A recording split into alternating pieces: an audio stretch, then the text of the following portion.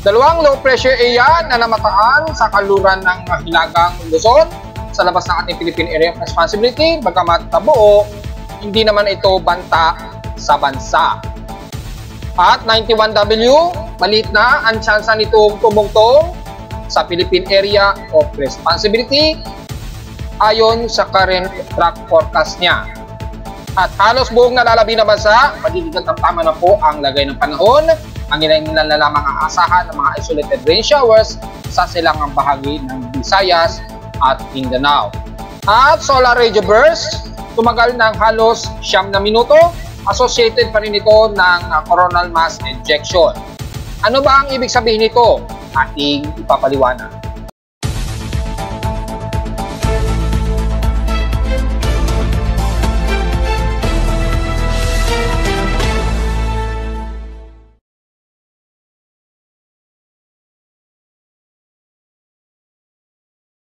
Hello, magandang tanghali mga folks. Welcome po muli sa ating Daily Weather Bulletin at Analysis para sa araw ng Lunes, September 23, 2024.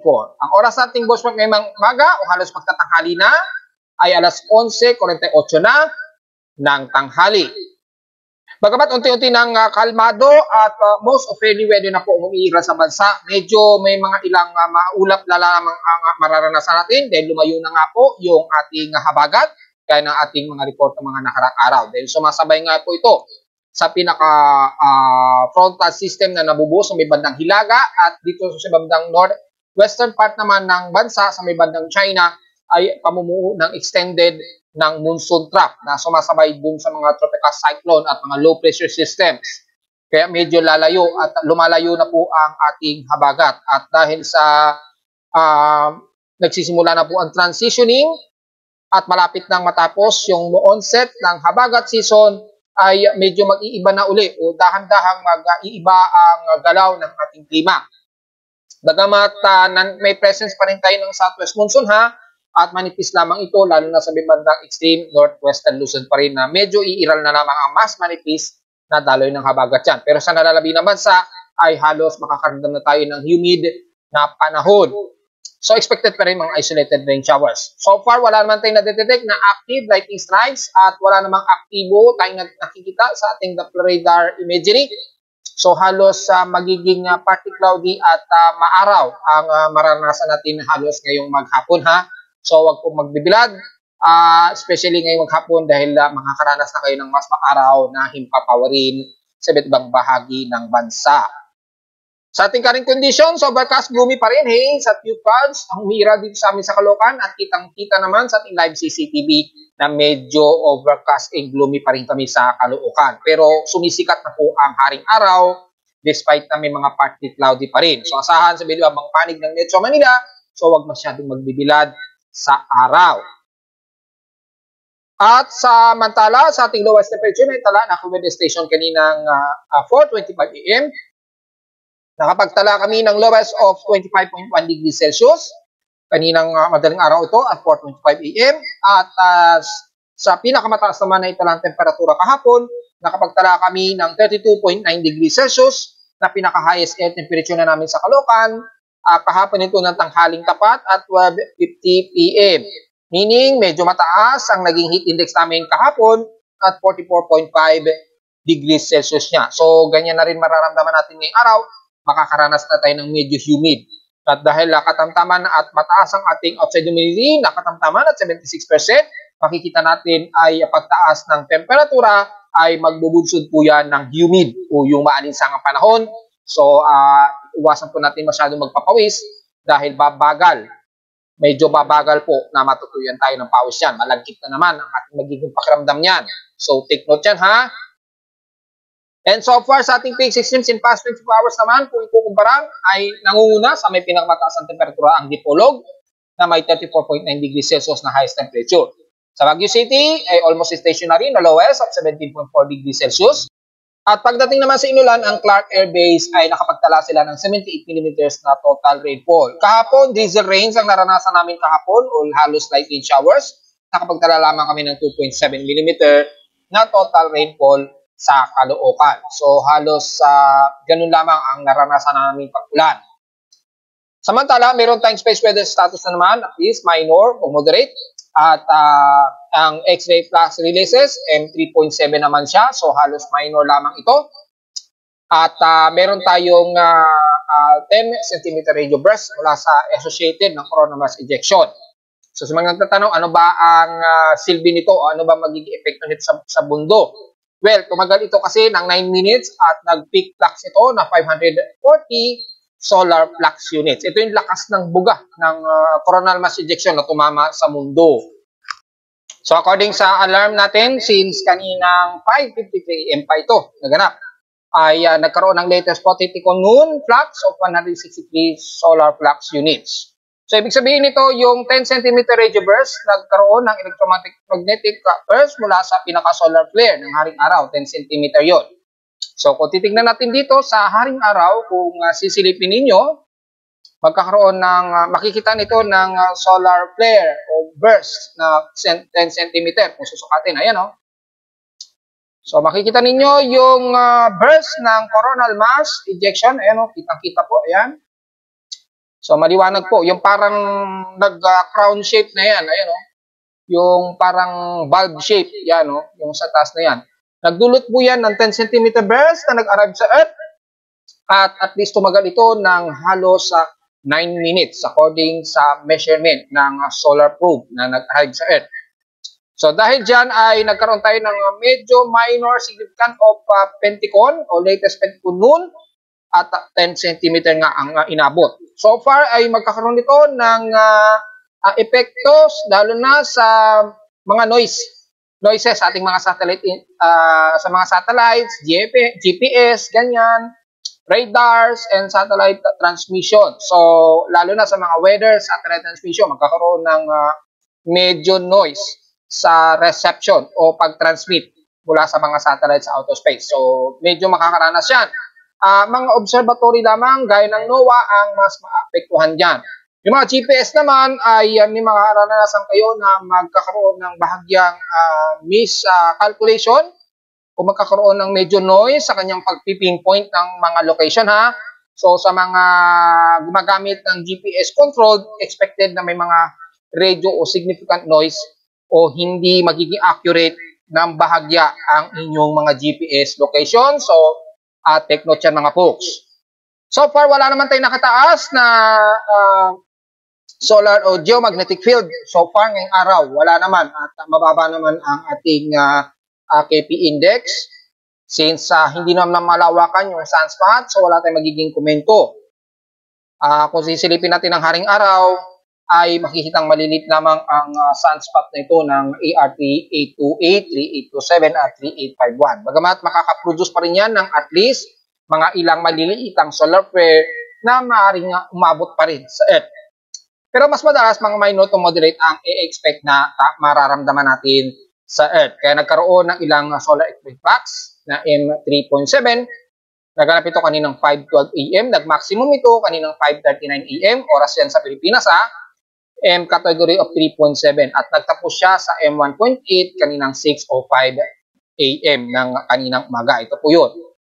So makikita natin. At sa pinaka-detail ng ating solar eclipse flux, ilo-loading natin. Ayan, kitang-kita po 3.77 yung kanyang variables of X-ray flux. And so far naman ay within 7 days ay typically mga minor lamang ang madalas at ngayon araw lamang ito uli pumitik sa pinaka R1 to R2. Yan, mostly of R1 lamang ang inaabot so far in past 7 days.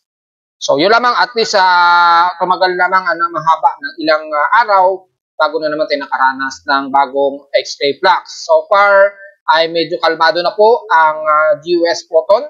So, hindi na po siya nag-fluctuate, hindi gaya ng mga nakaraang linggo. Kung titingnan natin, 7 days ago, tumaas pa yan at umabot pa yan ng S1 category na ang kanyang 10 mega electron volts na umabot ng mahigit 25 mega electron volts since September 17 hanggang nitong September 18 at kumalma na ito since September 19, 2024. Ayan, makikita natin. So, medyo nakarandas tayo ng medyo abnormalities ng ating solar photon detection yan. Kaya nagkaroon tayo ng mga ilang geomagnetic field activity since nitong September 17. Mabot pa nga tayo sa KP index of 7.67.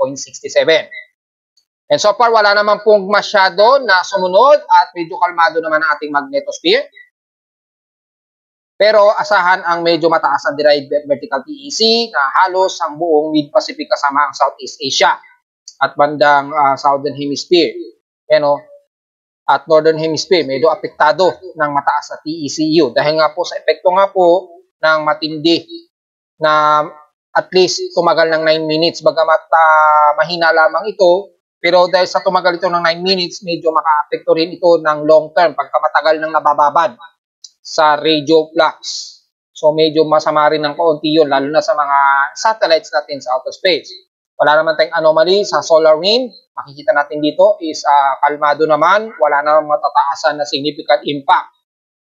Kaya yung ating D-region absorption, mapapa lamang. So yun po ang paliwanag niya na sa mga nagtatanong ano bang silbi niya na epekto natin sa Earth. Well, yung ating mga telecommunication systems, lalo na yung GPS, radar, weather satellites, at mga ilang satellite communications, lalo na yung satellite internet natin, bahagyang magkakaroon ng epekto yan, dulot nga po ng duration ng 10 cm radio burst na tumagal nga ng 9 minutes. Mataas ang ating atmospheric pressure niya at bahagya lamang itong bumaba since last hour. Nasa 1,010 hectopascals po ito. So, medyo moderate high ang ating atmospheric pressure.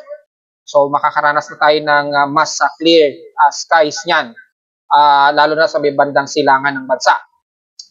At sa ating high tide and low tide status, low tide po tayo ngayon. So, mababa ang level ng karagatan ngayon at wala tayong magiging problema sa paglalayag ngayong araw sa halos buong bansa. Mababa na po ang possible of gale warning. Ingat na lamang sa umiiral na easterly wind. Medyo malakas siya sa may bandang silangan ng bansa. So, ingat na lamang sa medyo bugso ng hangin dulot ng easterly wind, trade wind. 2 days ago ko pa nga yan nire-report. At may illustration pa nga tayo dyan. Sa ating air quality, medyo hindi maganda ang ating air quality. Naka-unhealthy po tayo at mula pa kaninang maga nag-very unhealthy po tayo since kagabi pa ata. So double check natin gamit ang ating actual na empirical data records.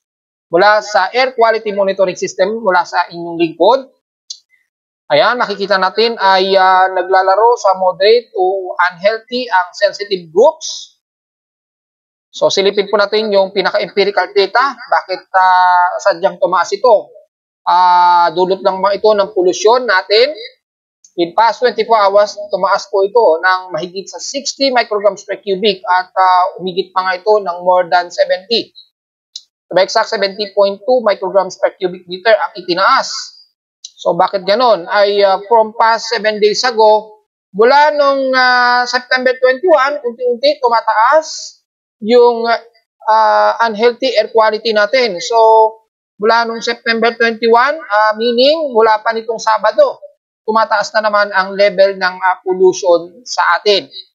So, tingnan natin kung ito ba ay galing lamang sa pollution sa bansa kasi mukhang tumataas na naman siya at ngayon ang pinakamataas na peak na mabot nga po sa mahigit 76 micrograms per cubic meter ngayong nitong kahapon o gabi.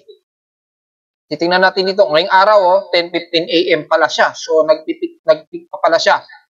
Yan. Maging sa kanyang particulate matter of 10 ay since nitong Sabado ay tumataas po unti-unti hanggang ngayong araw ay mas tumaas. Obserbahan natin, baka galing yan sa mga sasakyan lamang. Hopefully, wag sa pinaka-VOG o galing na naman sa mga pinaka-volcanic crater niya. Obserbahan natin kung magkakaroon ng latest na pagbabago. Obvious naman po, kay Canlaon ay asahan na natin na mataas po ang plumes release niya ni Canlaon o Mount Canlaon. Wala tayong nakikitaan na volcanic thermal alert status. Normal naman lang lahat. So, kung sisilipin natin yung status ni Taal, hopefully updated si PBOX. Pero isang small phreatic eruptions, ayun, nagkaroon ng small phreatic nitong September 23. So, malamang nung September 21, malakas siguro ang inirelease nitong si Taal at nagkaroon nga ng phreatic since kahapon. Nagkaroon ng 3 small phreatic eruptions, tumagal ng 1 to 3 minutes. at isang volcanic tremor na tumagal naman ng 10 minutes. So malamang ito siguro ang naging resulta niya. So kumpirmahin na lamang ni P-Box kung ang nirelease na plume nito ay galing kay Taal. Well, sisilipin natin gamit ang windy. Dito natin malalaman. As of September 21, ayan, tumaas nga po yung level. Kaya na-detect ng aking aparato. 8,927 tons a day po. So medyo mataas-taas po ang nirelease na SO2 emission ni Taal Volcano. At may observed upwelling na mainit na volcanic fluids, which is nag-result na po ng ilang periodic eruption since kahapon. So dahil po dyan, kaya tumaas yung ating air quality, yung bad air quality natin. So kung sisilipin natin dito yung ating air quality kaya tumaas, so maaring connection ito sa pag-release ng SO2 emission since noong Sabado. So take note yan sa mga kabatang natin, mag-mask po tayo. At dito naman sa Metro Manila, mag-mask din po tayo dahil unhealthy po ang ating particulate matter na umaabot ng mahigit 100 index. So hindi po yan maganda. Malinaw naman sa ating data, sa aking aparato mismo, since September 21, kasabay ng pagkaroon ng mataas na SO2 emission ni Taal Volcano. So maaaring may connection ito. Kung sisilipin natin gamit ang pinaka-satellite sections natin, which is nandoon yung ating ginagamit na windy app kung sakaling mayroong mga interpolated o SO2 emission. So double check natin. Yan, yung SO2. Saan yung SO2? Nawawala. Ayun, merong aerosol o PM particulate matter 2.5. Pero kung SO2 naman mula sa pinaka-volcanic release, ay kitang-kita naman natin, malinaw naman mga folks, ay mukhang galing ito kay Taal Volcano. At makikita natin, ay releasing niya 11.83 micrograms per centimeters squared. Yan. So, probably ay nanggaling ito kay Taal Volcano. So, sa mga kabatang natin, obvious po na maaaring galing ito kay Bulkang Taal. At kumalat po ito sa may hanggang extension ng bandang Southern Luzon kasama ng parting Bicol region. At kumilos ito pa west-northwestward o pa northwestward. Kaya umabot po sa Metro Manila ang makapal na usok na to ng SO2. Umabot na po sa Kalakang, Maynila. Kaya po tumaas ang ating air quality monitoring. So yun po, at malinaw po yan ha. So maring itanggihan ni P-Box na magaling yan sa bog ng bulkan, pero malinaw naman sa ating ginagamit na to ng actual o kasalukuyang SO2 na nagka-travel dito sa bahagi nga po ng Metro Manila. At makitang aabot yan sa bahagi ng Olongapo, yan, dito sa may bandang Bulacan, pataas ng Pampanga, Angeles, Pampanga area, hanggang dyan sa may bandang Central Luzon, sa may bandang Gapan, Nueva Ecija. So malinaw yan mga folks, ay maaaring galing nga po yan kay Bulkang Taal ha. At kung sisilipin natin yung actual ng volcanic, probably volcanic smoke ni Taal. Dahil nga po, nagkaroon nga po ng phreatic emission pa since kahapon. Yan, sisilipin natin. Ihintay lang natin na mag-load yung data. So far, sa pinaka-modest niya ay moderate ang pagtaas ng kanyang volcanic crater ni Taal Volcano. Yan. Kung titingnan naman natin dito, gamit ang CMS cloud height mula sa mga bulkan, titingnan naman natin dito, hindi naman masyadong deceptive na na-detect yung ash na nirelease ni Taal. So, hindi masyado kita. So, malamang yung pollution lamang dulot ng volcanic smoke na naghalo siguro sa pollution natin dito sa city, kaya tumaas ang ating air quality. Naging very unhealthy. So, yun lamang po folks. At sa mga kabatang natin, obserbahan na lang po natin yung pinaka-status. So balik agad tayo sa ating pag-uulat at bukod sa air pollution na masama po, mag-mask po tayo dahil napaka-unhealthy po ang ating kalagayan. Sa almanak, sumikat ang haring araw kaninang 5:45 AM at inasang lulubog ito mamayang 5:51 PM. Ang ating warning gibos na po na 16% illuminated na sinag ng buwan. Mamayang gabi na po ito mag-moonrise at 10:06 PM at kinabukasan na po ng umaga ng 10:39 AM naman ito lulubog. So mamayang gabi pa po siya mag-moonrise. So kaya hindi pa natin kita dito. Samantala, sa ating local weather outlook para ngayong Lunes hanggang Martes, partly cloudy pa rin ang asahan natin. Pero yung chance na pag-ulan, 26 to 30% na lamang ang chance na pag-ulan. Bukas, ganun din magiging maulap ang ating maghapon na may asahang localized thunderstorms. Chance ng pag-ulan daw ay 39 to 40% chance of rain. So, maaaring hindi pumasok yung porsyento na yan sa Metro Manila, maaaring sa karating Metro Manila naman, lalo na sa may bandang Hilagang Kanluran at sa may bandang Southern Luzon naman, bandang Mindoro, na makakaranas ng mga kalat-kalat na pag-ulan. Ayon sa lowest temperature expected, 32 to 33 degrees Celsius and lowest temperature expected, 25 to 26 degrees Celsius. So, diretso agad tayo sa ating ginagamit na satellite imagery, halos sa kalmado at moderate and fairly weather na po halos sa bahagi na ito ng ating bansa. Medyo magiging mas maulap nga lang ilang bahagi nito ng Nodo Luzon. Ayan, kung titingnan natin, ipopost natin. So, mga ilang kaulapan na lamang ang Iral at yung Habagat, lumayo na po. Tuloy na po itong lumayo sa kalupaan ng bansa, kaya magiging kalmado na po ang nalalabi dito sa kalupaan ng bansa. At makikita natin ay umuusbong na po yung mula sa pinaka-easterly trade wind na ating binabanggit sa illustration since 2 days ago. At tuluyan na itong lumakas at nagkaroon na nga po ng daloy ng easterlies na magbubusog po ng maalinsangang panahon sa iba't ibang panig ng silangan na mararamdaman muna yan ng bansa hanggang dito sa mainlands natin. So expected po mga katamtaman magiging part nito musikaw di tayo entirely ng Northern Luzon hanggang bahagi po ng South Luzon kasama na po ang Metro Manila. Uulanin pa ba? Yes, pero pa rin naman. Pero mga isolated rain showers lamang. At titingnan natin yung heavy rain potential. Wala naman tayo nakikitaan na most of heavy rain potential sa buong bahagi ng Lolo Luzon hanggang South Luzon at ilang portions ng west portion sa Visayas at Central Visayas. Probably isolated lamang ito. Mga ilang light to moderate showers. Probably sa hapon ang mararanasan natin. So, hindi na natin masyado isahin yan. Most of uulanin ang parte ng Ilocos Norte pa rin, mga ilang light to moderate showers, pababa na yan ng La Union at ilang portions ng Dagupan.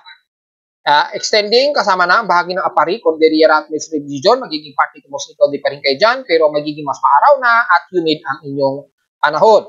Kabilang na ang bahagi ng Northeastern Luzon, mula dyan sa bahagi ng Cagayan Valley, pababa na yan ng Isabela, hanggang Aurora Region na po yan. At mula Central Luzon, pababa na yan ng bandang Angeles, Pampanga, kasama na ang Metro Manila at Calabarzon, magiging mas katamtaman at mga ilang moderate ang mararanasan natin. Isolated na lamang na mga kalat-kalat na pag-ulan na may ilang magkidlat at patulog na lamang ang iiral sa atin sa bansa.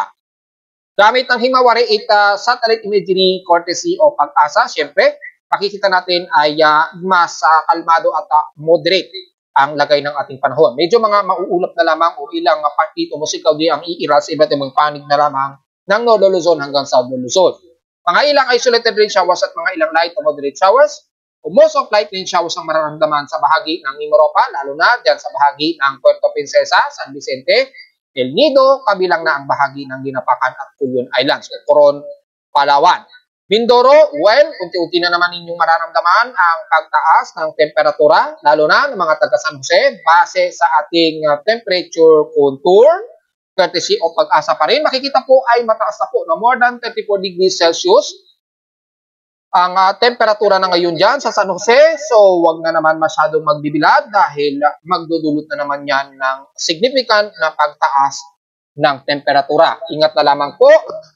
At lalo na sa bahagi nga po ng San Jose na mas mataas ang nararamdaman ng agad nila na air temperature. And the rest ng bahagi ng Mindoro, magiging katamtaman na po at maalinsangan na rin ang iira sa inyo yan, dulot ng humid o pagtaas ng alinsangan. So, ingat na lamang po, huwag masyadong mag-dehydrate. At since makikita natin sa satellite imagery, mas klaro na pong himpapoid natin, most of partly cloudy ang iiral at ilang mostly cloudy na lamang sa bahagi nga po ng Bicol region.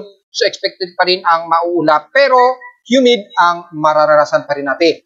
Wala naman sa kanluran ng Visayas hanggang Central Visayas ay katamtaman at maaraw na rin at maalinsangan na rin ang panahon sa inyo. Since kahapon ay unti-unti na nga pong nagiging very improved weather condition na kayo yan. At ngayong araw ay, ngayong tanghali ay mas maaraw na po at mas maalinsangan na ang iira sa inyo.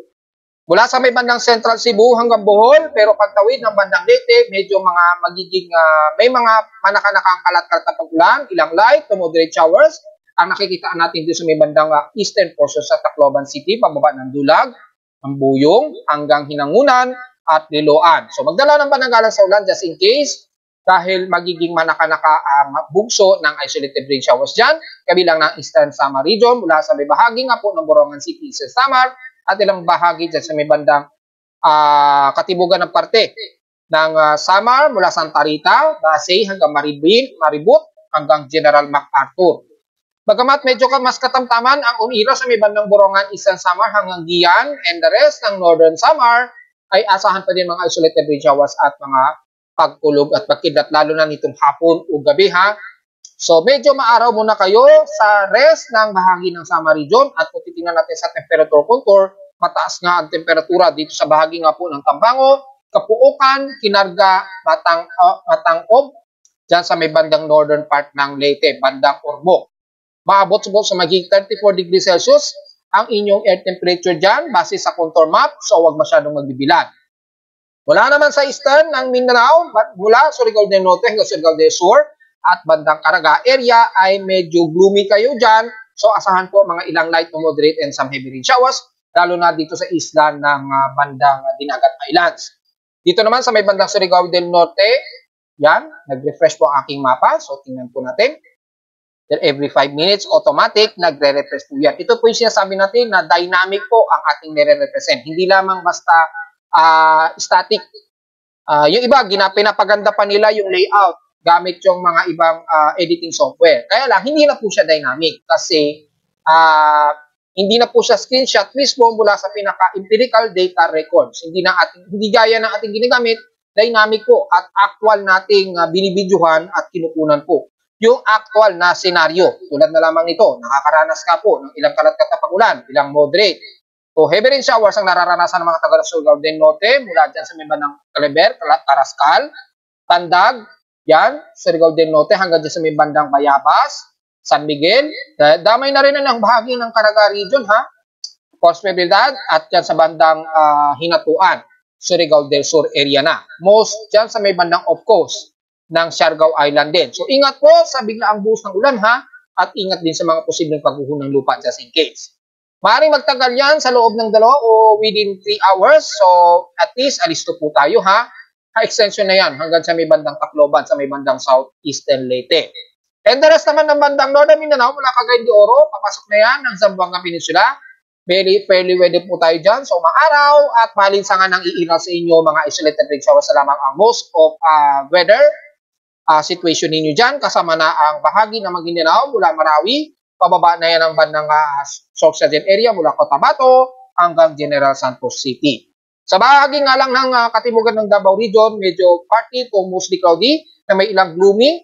Overcast ang mararamdaman ninyo dyan, maging ang Davao City.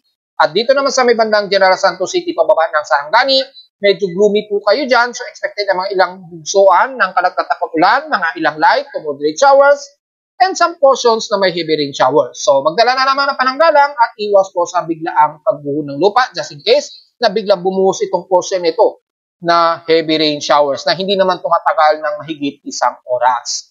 Ganon din sa bahagi ng Davao City at central naman ng Mindanao, katamtaman din at medyo gloomy rin ang iiral sa inyo, medyo overcast nga lang, kaya expected na mga biglaang sumpong ng buhos ng ulan mula Balay-Balay Bukidnon, pababa ng Valencia City, and the rest ng bahagi ng Maguindanao area.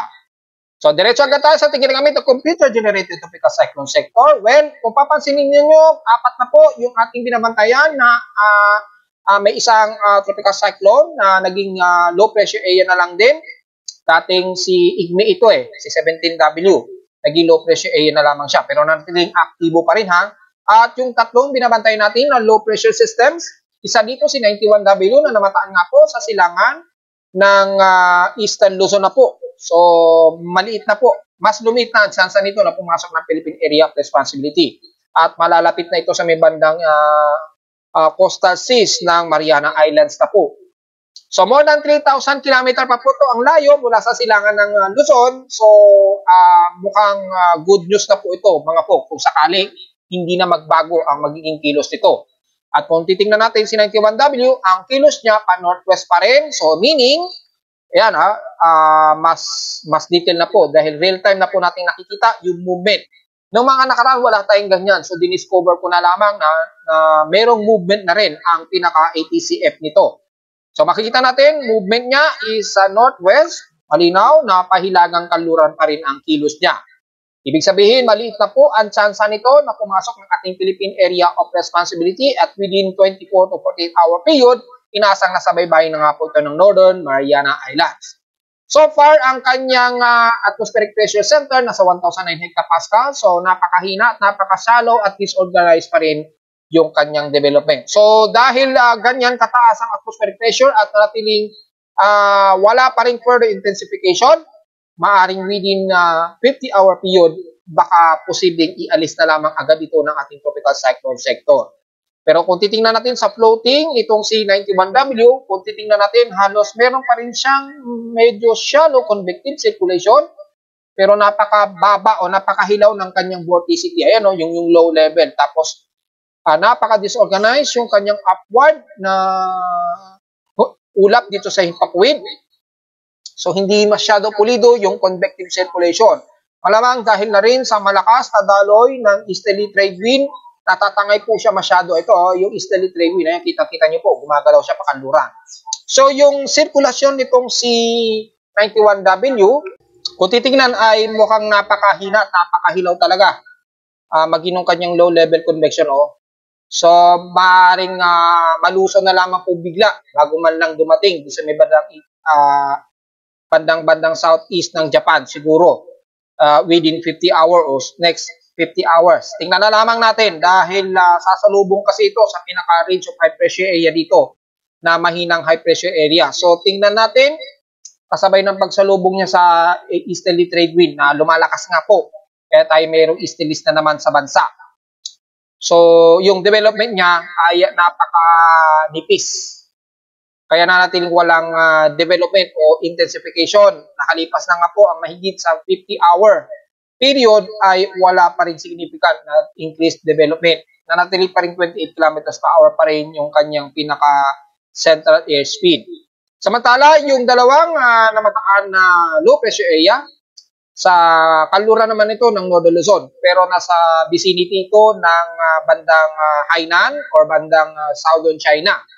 So, wala itong magiging significant na ma-apekto sa bansa at napakalayo at halos pakanluran naman din ang mga galaw ng mga ito, maging C90TW. So, hindi na natin bibigyan masyado ng further report yung dalawang yan. So, wag na po kayo mag-alala mga folks dahil walang magiging bantayan o hindi magiging banta po yan sa bansa. Itong si dating bagyong Igme o 17W ay so far nasa kalupaan na ito ng Fujian, malapit o northwest ng Fujian ng China. At sinasalubong na nito ang frontal system nito. Ayan, kitang-kita naman, may frontal system dito. Ayan, embedded pa rin ng monsoon trough dito. Ito yung southwest monsoon natin. Yan. And then yung extension ng monsoon trough. At mayroong frontal system kasi dito. Yan, yung medyo may frontal system na sumasalubog dito. So, malamig na hangin po yan. Expected na malulusaw talaga yung si 17W na lamang anytime. Dahil sumasalpok na siya sa pinaka-frontal system. Mahinang-mahina na po yung kanyang central airspeed. Ayun, So, malamang considering ay dissolve na po yan si 17W. So far, wala tayong i-expect pa rin na magkakaroon ng kahit man lang banta na may mabuong anumang tropical wave sa loob ng ating Philippine Area of Responsibility. Maliban na lamang kay 91W na ating pa rin binabantayan. Dahil nasa vicinity pa rin ng range ito ng ating Philippine Area of Responsibility at information. Dito, yung information range, pasok pa rin siya. So, yun lang po mga folks. And so far ay wala tayong expected na threat na anumang bagyo na mabubuo sa loob ng ating Philippine Area of Responsibility. So extended lamang ng mga trough dito, probably ng ilang manipis na intertropical convergence zone na may mga cluster dito na kaulapan na magbubunsod ng mga pag-uulan sa bahagi nga po ng silangan ng Visayas at Mindanao. Yun lamang ang so far na magiging concern natin. So hindi natin masyado babigyan ng further info muna. Since na-post ko na po yung status ni 91W sa ating Facebook page, silipin nyo na lamang. Pero yung inaasahang magiging banta ito sa bansa ay lumiit na ba po ng husto. Lumiit na talaga. yung posibilidad nito na tumama sa bansa. So yun naman po yung analysis natin para sa mga low pressure systems na to at sa binamatay nating si 91W. Well, bukod ka 91W, mayroon ba susunod na threat? Dahil may kumakalat kasi na mga hula daw na yung letter J na bagyo. J na po kasi yung susunod nating na bagyo o yung pangalang Julian. Julian na po kasi ang susunod natin na bagyo just in case na pumasok o mabuo ito sa loob ng ating Philippine Area of Responsibility. So, sinasabi daw po, nung kumakalat na manghuhula daw, letter J daw ay magiging super typhoon daw. Tapos, tatrabas daw ito sa kalupaan ng bansa. Well, wag po tayo basta-basta maniwala dahil wala po scientific basis po na ganun na mangyayari. Pero ganun pa man ay maaring may mga posibilidad na mangyari dahil napaka-dynamic din ng ating weather systems. Pwedeng matataon lamang na may mabubuo. Pero sa ngayon, wag muna natin seryosohin yun hanggat wala tayong ebidensyang nakikitaan na may potential na ganun nga kalakas na bagyo ang tatama sa bansa. At kung pagbabasa naman natin ang mga computer models muna sa iba't ibang mga weather agencies, ay so far wala naman tayong namamataan dito, maging kay GFS. Pero may nakikitaan na forecast na may isang low pressure area na naman sa may silangan ng Taiwan na medyo papasok ng ating Philippine Area of Responsibility daw. Ito yung mga nagpo-post sa akin sa Facebook page. Pero sinasabi ko ay hindi pa totoo yan dahil si GFS pa lamang ang nagpapakita ng ganyang forecast. Dahil kung kay ECMWF ang ating pag-uusapan ay halos wala namang nakikitaan tayo niyan. Ayun, wala naman. O yan, ipapost pa natin. So wala. Wala po tayo nakikitaan hanggang this coming weekdays na anumang may susunod o mayroong malakas na low pressure systems na mabubuo dito sa may bandang silangan ng Taiwan. So tingnan muna natin kung magtutugma at tumaas ang confidences ng forecast. Sa ngayon ay hindi pa po yan totoo. Yan, at wala pa tayong pinaka-latest mula sa NAVGEM at ICON. Pero kung makikita natin dito sa iba't ibang mga weather agencies ay wala at halos wala tayong nakikitaan na susunod o halos magiging katulad kay GFS na forecast. Pero kung pagbabasin naman natin ang global spectral model na ating ginagamit, halos very insignificant din ang pinapakita dito kay 91W. Halos hindi kita May mga ilang shallow lamang na trough circulation dito pero very insignificant ang ipinapakita at wala pang low convectivity rito ng sirkulasyon. Sa mean sea level pressure naman, kung pagbabasin natin, ay bukod sa may region 5 pressure area dito sa may bandang southeast ng Japan, ay itong si 91W ay very insignificant at halos hindi siya makita na nagkaroon ng further development. Hanggang nitong September 28, halos magkakatapusan na po ng September. So, maaaring nga pong malusaw itong si 91W anytime na lamang o within next 50 hours. Pero yung susunod na anumang tropical wave, wala po tayong nakikitaan. So, meaning yung mga kumakalat wag po muna paniniwalaan. Despite na may pinapakita rito si GPS na may mabuong low pressure area sa may silangan ng Taiwan, ay wag po muna nating paniwalaan yan basta-basta. Ito kasi pinagbabasihan nila Wag po muna paniwalaan yan dahil siya pa lamang ang nagpapakita ng forecast niyan. At maging sa ating West Pacific Basin, wala naman tayong nakikitaan na formation anomaly rito. Although may mga ridge dito ng monsoon trough na may mga chances na may mababuong mga low pressure area dyan. Pero yung pinapakita ni GPS sa ngayon ay hindi pa muna yan totoo. Bukod tanging si 91W pa lamang ang pinapakita dito na mataas ang kanyang significant anomaly. Lang hindi ganun sapat yung pinaka-convective storm niya para magkaroon ng pinakamatinding vorticity. Yan, kahit tingnan natin dito, halos nasa moderate naman siya pero hindi ganun ka-associated pa yung organized development niya. Kaya maaari ring matunaw yan anytime. So, manatili nating babantayan. And the rest, wala naman tayong aasahan na may mabubuo o threat na mabuong tropical wave sa bansa. Samantala sa ating hydrological advisory o monitoring para sa historical data ng mga dam levels natin, patuloy pa rin na nagpapakawala ng tubig itong si Ambuklao, Binga at Magat Dam pa rin So take note yan.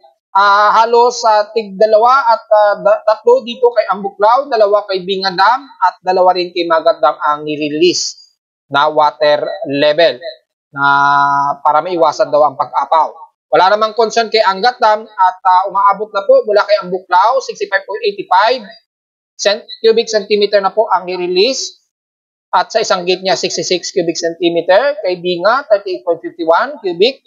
At 62 cubic ang nirelease sa tag-isang dam na tigpo 0.50, 0.30 at 0.60 naman kay Ambuklaw.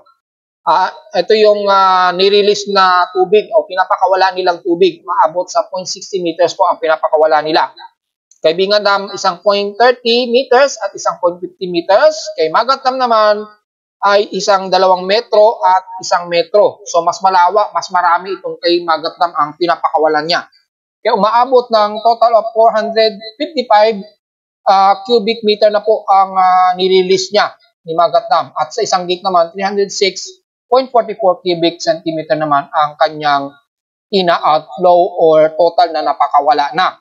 So sa mga low-lying areas na sasakupan yan, maaaring binabaha po kayo ngayon, huwag lamang magkaroon ng biglang buhos ng ulan. Buti na lang, medyo moderate ang ating panahon, maging sa extreme Northern Luzon. So wala naman tayo magiging further na statuses naman, almost stationary naman ang level ni Magat Dam at Angat Dam. Medyo bumababa lamang yung level ni Magat Dam dahil nga po nagpapakawala pa rin ng sobra-sobrang tubig si Magat Dam.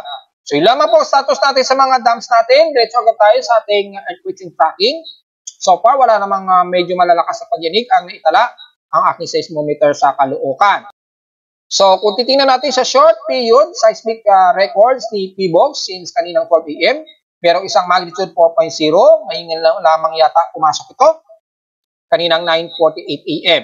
Magnitude 4.4 po ito na may lalim na epicenter depth of 33 km dyan sa may bandang southwest ng Maitlum, Sarangani.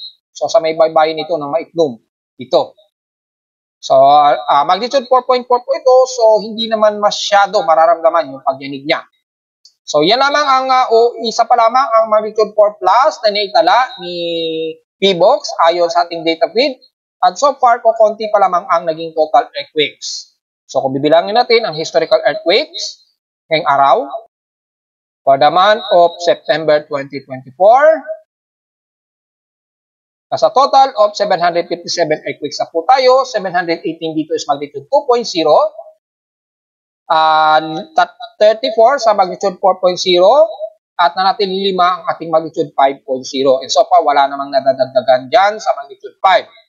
Maliban na lamang sa magnitude 4 plus, medyo nadagdagan. Pero kakunti pa rin ito at 34 ang total earthquakes ng magnitude 4.0. Well, kung babalikan natin, ilan ba ang naging total earthquakes ng magnitude 4.0 last month? O kung babalikan natin for the month of August, naka-total of 74 total earthquakes po ang magnitude 4.0 last month ng August yan. So, kung kumparahan natin ngayon, ay mas konti pa rin ang total earthquakes pa rin natin ngayong month of September. Since pagkatapusan na, hindi pa rin umaabot sa 1,000 total earthquakes. Well, tingnan natin dahil at least meron pa tayong mga mahigit 6 na araw para mabilang o umabot sa total earthquakes yan na hihigit sa last month. Pero mukhang malabo na yan dahil last month umabot ng 1,500 na higit ang total earthquakes last month. Well, tingnan natin at least kung aabot ng 1,000 total earthquakes. Pero hopefully, wag na tayong magkaroon ng mga pagyanig. Pero dahil nature po yan, hindi natin mapipigilan. So, yun lang mga ating analysis para sa total earthquakes ngayong araw. At narito naman ating 3-day 20 weather forecast para sa araw ng Lunes, September 23, 2024.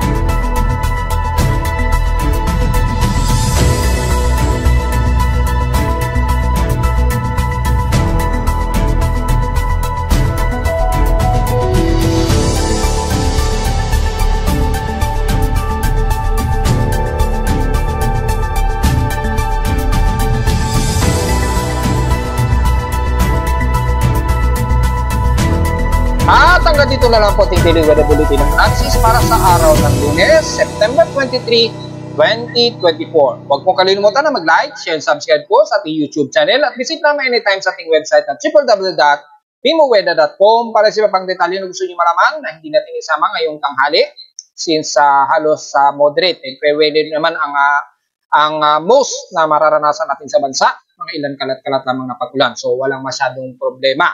At visit lamang sa ating website para sa gusto malaman ang mga pinakadetalye at dynamic events wala mismo sa aking aparato, sa aking weather station sa Caloocan at sa data feeds mula sa iba't ibang weather agencies.